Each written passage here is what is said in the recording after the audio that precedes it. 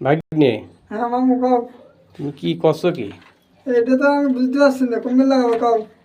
আচ্ছা, এটা দেখি, এটা কি কোনো ইয়ে আছে, না কোনো চিহ্ন আছে? চিহ্ন তো দেখছি না। কোনো চিহ্ন নেই না? তাহলে এটা বুঝতে হলে কীভাবে বুঝবো আমরা যে এটা আসলে কোন মাথা উপরে যাবে কোন মাথা নিচে যাবে? সাধারণত স্টপকে একটা তীর চিহ্ন দেওয়া থাকে, তাই তো? এই মাথা তীর হলেই আমরা বুঝি যে এটা উপরের মাথা অনেক সময়। আচ্ছা, এটা ধরো, তো এইটাই কোনো তীর নেই। আচ্ছা, এটা হচ্ছে সঠিক নিয়ম, যেটা হচ্ছে অনেকে দেখা যাচ্ছে এইটা, যে ধরো এটা ধরো, এই যে এইটা, তাই তো? এটা নিচেই দেয় অনেক সময়। কিন্তু আসলে সঠিক পদ্ধতি কোনটা? এটা উপরে হবে, এটা উপরে হবে, এইটা হবে উপরে, তাই তো?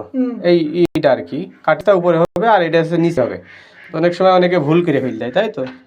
তো আসলে সঠিক নিয়ম এটাই, যেহেতু চিহ্ন দেওয়া থাকে না প্রত্যেকটা ইসে থাকে। এটা হচ্ছে বোঝাচ্ছে অনেক মিস্ত্রি অনেক সময় বোঝে না, সাইড মিস্ত্রি যারা, হেড মিস্ত্রি হিসাব বাদ দিলাম, কিন্তু এটা হচ্ছে যারা সাইড মিস্ত্রি আসো তোমরা লাগালে এটা দিবা উপরের দিকে। আর ঠিক আছে, যদি ভিডিওটি ভালো লাগে তাহলে শেয়ার করবেন অবশ্যই।